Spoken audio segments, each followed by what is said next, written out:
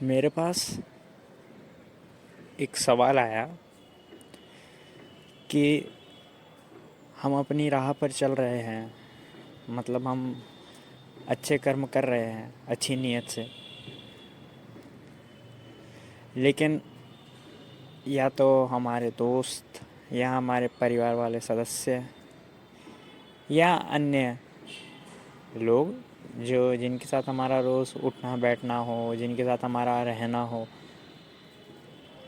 बच्चे बीवी या कोई भी जिनके साथ हमारा उठना बैठना हो, जिसके साथ हमारी संगति होती हो रोज़, अगर उन लोगों से बुरे विचार आते हो या वो लोग गलत कर्म करते हो या वो ऐसी बातें करते हो जिससे आप विचलित हो जाएं,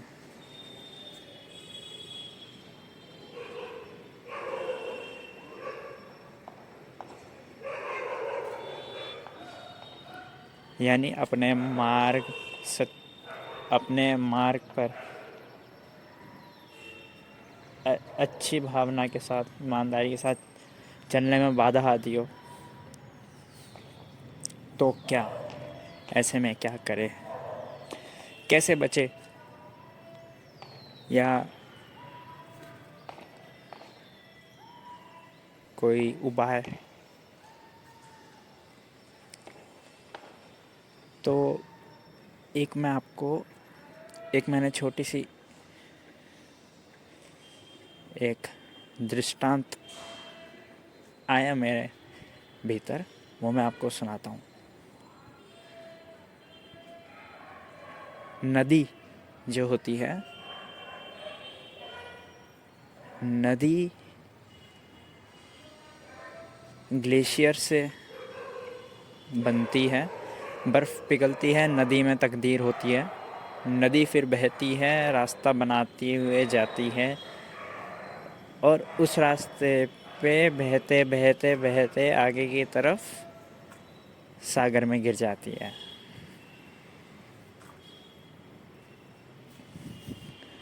नदी को,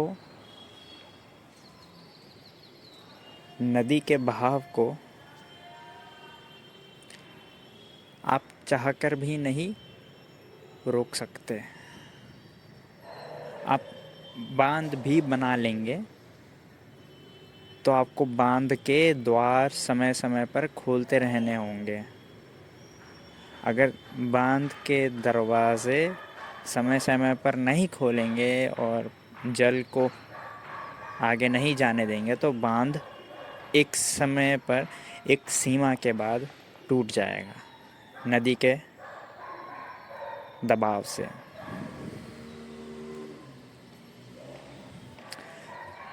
तो नदी को, नदी के बहाव को हमेशा के लिए तो कभी नहीं रोका जा सकता। कुछ समय के लिए रोका जा सकता है, लेकिन हमेशा के लिए नहीं। नदी का स्वभाव है बहना।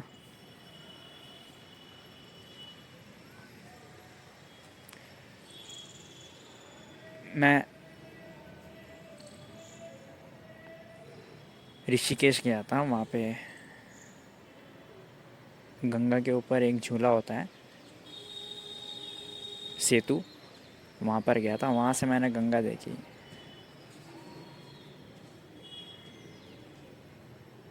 तो जब मैंने नीचे देखा तो ऐसा लग रहा था कि गंगा रुकी हुई है और मेरा झूला चल रहा है। ये एक इल्यूजन था, लेकिन ऐसा देखने में लग रहा था।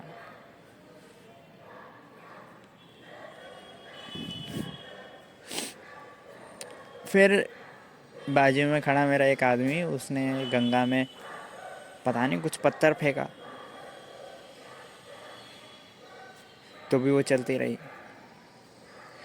अब गंगा नदी को बड़ा पवित्र नदी माना जाता है, और गंगा नदी अपना रास्ता बनाते हुए उत्तर प्रदेश से, फिर बिहार से होते हुए, फिर बंगाल से होते हुए, फिर चले जाती है बे ऑफ बंगाल में, सागर में गिर जाती है। क्योंकि नदी का स्वभाव है बहकर सागर में मिल जाना।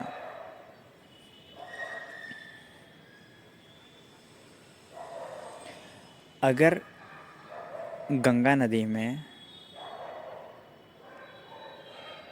कोई केमिकल छोड़ दे, जैसे फैक्ट्रियों से केमिकल छोड़ दिया जाए या प्लास्टिक का कचरा फेंक दिया जाए,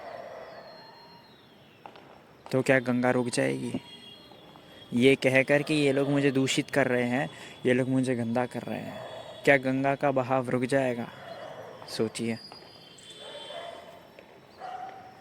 नहीं रुकेगा। गंगा बहती जाएगी आगे की तरफ, भले ही आप उसके अंदर कोई फूल फेंके या कोई प्लास्टिक की पन्नी फेंके, गंगा बहती जाएगी, क्योंकि गंगा का स्वभाव है बहना। कोई उसे रोक नहीं सकता, कोई ताकत नहीं रोक सकती उसे बहने से सागर की तरफ। सिर्फ गंगा का नहीं, हर नदी का स्वभाव है सागर की तरफ बहना, क्योंकि हर नदी का एक ही लक्ष्य है, सागर में मिल जाना।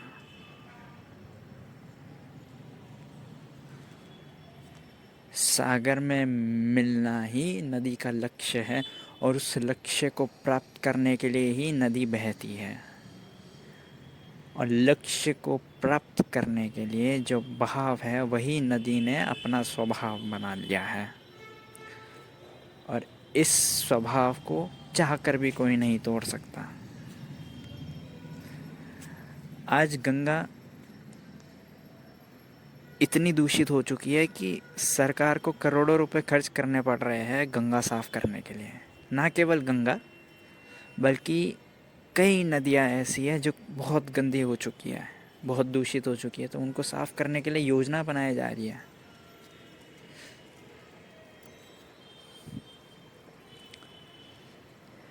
लेकिन फिर भी इतनी दूषित होने के बाद भी क्या गंगा का बहाव रुक गया? नहीं। क्या गंगा ने शिकायत करी कि लोग मुझे दूषित कर रहे हैं तो मैं बहना ही रुक जाऊंगी, बहना ही छोड़ दूंगी, अब मैं बहूंगी ही नहीं, मैं एक तालाब की तरह बन जाऊंगी? नहीं, उतना ही बहती है, बल्कि बरसात के दिनों में तो और तेज़ी से बहती है।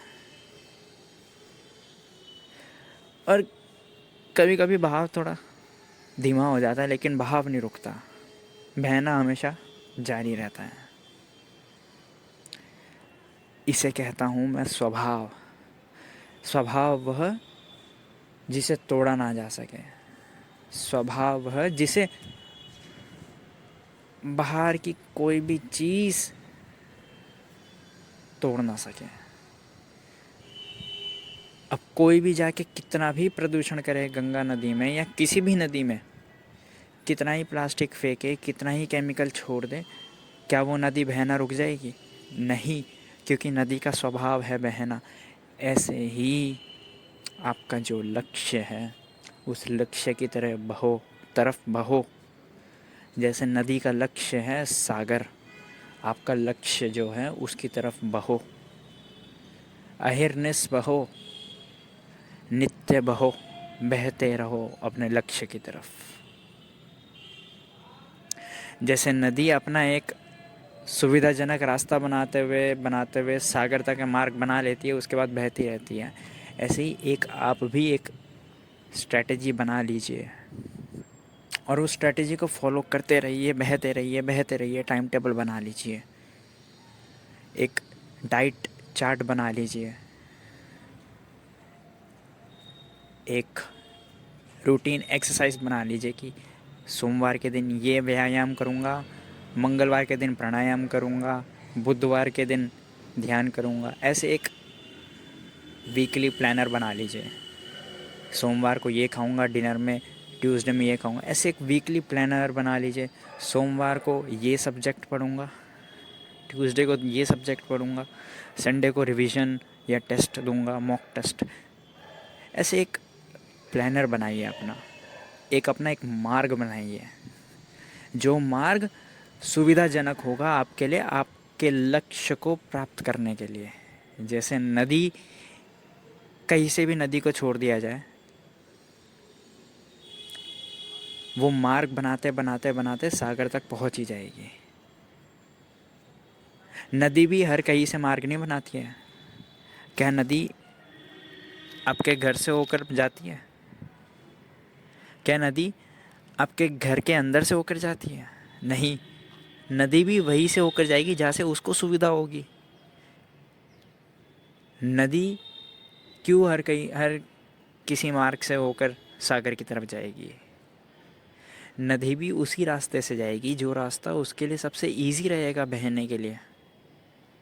ऐसे ही आप सबसे सबसे सरल और सबसे आसान स्ट्रेटजी अपने लिए बनाइए, अपने लक्ष्य की तरफ, जो बहुत सुविधादायक होगा आपके लिए, आपके लक्ष्य को प्राप्त करने के लिए। ये हुई पहली बात।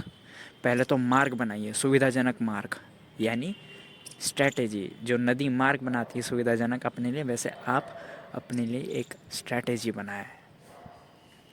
अब आती है दूसरी बात। मार्ग बना लिया, यानी स्ट्रैटेजी बना ली। अब नदी अपने मार्ग पर बह रही है और आप अपना स्ट्रैटेजी फॉलो कर रहे हैं रोज़।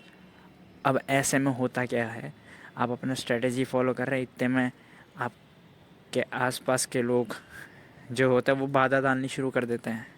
ठीक वैसे ही जैसे बहती नदी में कोई प्लास्टिक की पन्नी फेंकना शुरू कर देता है, कोई केमिकल छोड़ना शुरू कर देता है, ठीक वैसे ही आपके आसपास के लोग भी आपके ऊपर बुरे विचार डालने शुरू कर देते हैं, आपके सामने डीमोटिवेटिंग बातें करते हैं, जिससे आपका आत्मबल टूटे। ऐसे में क्या करें? देखिए, जो आपके आसपास के लोग हैं, कोई भी हो सकता है, वो आपका परिवार का सदस्य, मित्र या कोई भी, एक बार उसने कुछ बोला जो आपका आत्मबल तोड़ता है, जो आपका आत्मविश्वास तोड़ता है,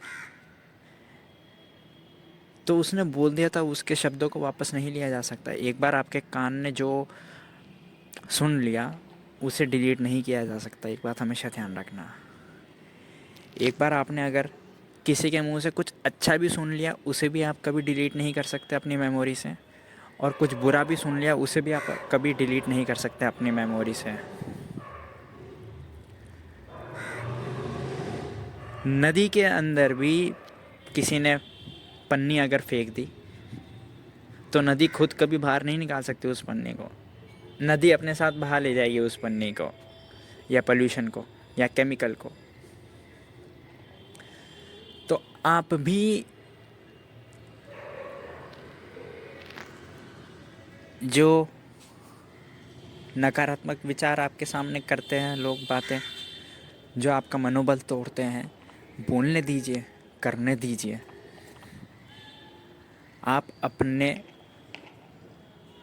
स्ट्रेटजी पर चलते रहे, आप अपने प्लान के अनुसार चलते रहे, आप बहते रहे। अगर आपने स्ट्रेटजी एकदम टू द टारगेट बनाई है, जो अभी आपका टारगेट है, टू द गोल बनाई है, जो आपको पक्का गोल तक ले जाएगा, तो वो स्ट्रेटजी अगर आप फॉलो करते रहेंगे, बहते रहेंगे उस स्ट्रेटजी पर, तो आप टारगेट ज़रूर पा लेंगे, लक्ष्य ज़रूर पाएंगे आप। और जहाँ तक बात आती है कि अब क्या करें, हम सही कर्म कर रहे हैं, अच्छे कर्म कर रहे हैं और अपनी स्ट्रेटजी एकदम अच्छे से फॉलो कर रहे हैं, लेकिन आसपास के लोग ऐसे हैं जो हमारे अंदर बुरे विचार डाल रहे हैं या हमें डिमोटिवेट कर रहे हैं, तो उन्हें कोई नहीं रोक सकता। मैं आपको एक बात साफ कर दूं, नदी के अंदर पन्नी फेंकने वाला है, उसे कोई नहीं रोक सकता। हाँ, कानून अगर बना दिया जाए तो कानून के डर से शायद ना फेंके, लेकिन जिसके अंदर ही आ गया कि मुझे नदी को दूषित करना है प्लास्टिक की पन्नी फेंक कर या केमिकल छोड़कर, तो वो कर ही रहेगा। ऐसे ही आपके आसपास वाले, आप या तो ऐसा कर सकते हैं कि उसका साथ छोड़ दे, या अपना कुछ कट जाए उससे। और अगर वो भी संभव नहीं है तो आप ये कर सकते हैं कि उसे नहीं रोक सकते आप। वो बोलेगा, आप सुन लीजिए, ध्यान ना दें, बस सुन लिया, ठीक, वापस अपनी स्ट्रैटेजी पर लग जाए। ऐसे एकदम अर्जुन की तरह, बस उसे आँख की पुतली दिखती है, ऐसे ही आपको अपना मार्ग लक्ष्य की तरफ जाता हुआ दिखता है। ऐसे जैसे नदी के अंदर केमिकल छोड़ा जाए, प्रदूषण छोड़ा जाए, प्लास्टिक फेंकी जाए, लेकिन नदी को अपना मार्ग दिखता है बहने के लिए, जो कि उसे सागर तक ले जाएगा। तो ऐसे आप कर सकते हैं, एकदम नदी की भांति हो जाए, नदी की तरह बहे। और नदी की तरह बहेंगे तो कल लक्ष्य तक पहुंच ही जाएंगे। सब्सक्राइब करें अगर यह चलचित्र मददगार साबित हुई हो तो, और शेयर करें यह वीडियो।